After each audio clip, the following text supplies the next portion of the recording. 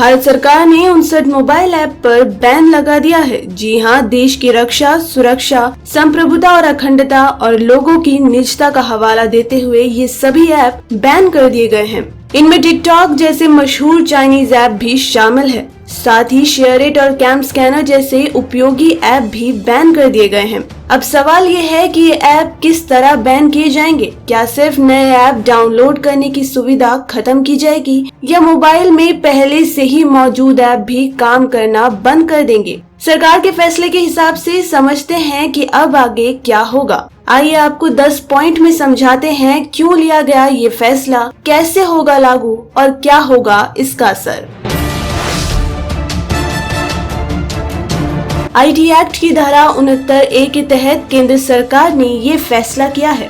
सरकार ने कहा है कि ये ऐप भारत की संप्रभुता और अखंडता के लिए खतरा थे, इसलिए मोबाइल और नॉन मोबाइल इंटरनेट डिवाइस में इन्हें बैन कर दिया गया है। यानी मोबाइल के अलावा किसी अन्य माध्यम से भी इन ऐप्स को इस्तेमाल नहीं किया जा सकेगा। सूचना एवं प्रौद्योगिकी मंत्रालय की तरफ से बताया गया है कि उन्हें मोबाइल ऐप के गलत इस्तेमाल की जानकारी मिल रही थी। यूजर्स का डाटा भारत से बाहर ट्रांसफर किया जा रहा था। सरकार की तरफ से जो आदेश आया है उसमें अभी तक ये रूपरेखा नहीं स्पष्ट की गई है कि बैन किस तरह से किया जाएगा। हालांकि इस संबंध में जल्द ही नोटिफिकेशन आने की उम्मीद है। बताया जा रहा है कि इंटरनेट सर्विस प्रोवाइडर कंपनी से इन ऐप को ब्लॉक करने के लिए कहा जा सकता है। मीडिया रिपोर्ट्स में ये भी बताया जा रहा है कि इन सभी ऐप्स यूजर्स को जल्द ही मैसेज मिल सकता है कि सरकार के आदेश पर ये ऐप बैन कर दिए गए हैं। यानी आपके मोबाइल में इन 59 में से जितने भी ऐप हैं, उनके बैन होने की जानकारी मैसेज के जरिए मिल सकती है।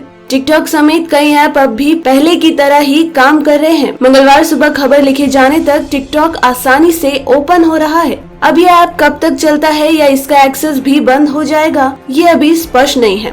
साथ ही ऐप पर पहले से मौजूद आपके वीडियोस क्या सुरक्षित रहेंगे या नहीं, अभी ये जानकारी भी आना बाकी है। इंडियन एक्सप्रेस ने ये भी लिखा है कि ऐसा हो सकता है कि जिन ऐप के लिए एक्टिव इंटरनेट की जरूरत नहीं पड़ती, उनका इस्तेमाल वो आगे भी कर पाएंगे। यानी जो ऐप बिना इंटरनेट के भी ओपन हो जाता है वो आगे भी चालू रह सकते हैं। ये तय है कि सभी 59 ऐप आगे डाउनलोड नहीं की जा सकेंगी। इनमें वो ऐप भी होंगे जिनके लिए एक्टिव इंटरनेट जरूरी नहीं है। 59 ऐप बैन होने का भारतीय यूजर्स पर बहुत बड़ा असर पड़ेगा, क्योंकि इनमें सभी तरह के ऐप शामिल हैं। कुछ ऐप लोगों के एंटरटेनमेंट के लिए हैं, तो कुछ का इस्तेमाल प्रोफेशनल लेवल पर भी किया जाता है। तो वहीं कुछ ऐप ऐसे भी हैं जो आपका काम आसान बनाते हैं। टिकटॉक के फिलहाल 100 मिलियन एक्टिव यूजर्स हैं। साथ ही हेलो, लाइक जैसे सोशल मीडिया प्लेटफॉर्म्स पर भी बड़ी तादाद में भारतीय यूजर्स हैं। ये ऐप भले ही चीनी हो, लेकिन इनसे भारतीय लोगों का रोजगार भी चलता है। ज्यादातर ऐप के भारत में ऑफिस हैं और बड़ी संख्या में वहाँ लोगों को रोजगार मिला है। ऐसे में जबकि कोरोना संकट काल में देश बेरोजगारी की समस्या से पहले ही जूझ रहा है, वैसे में इन ऐप कंपनी से जुड़े लोगों की नौकरी पर भी संकट के बादल छा गए हैं। एक सवाल ये भी है कि क्या इन ऐप पर बैन परमानेंट होगा या कुछ वक्त के लिए। हालांकि सरकार ने इन ऐप से देश की रक्षा, सुरक्षा और निजता को खतरा बताया है।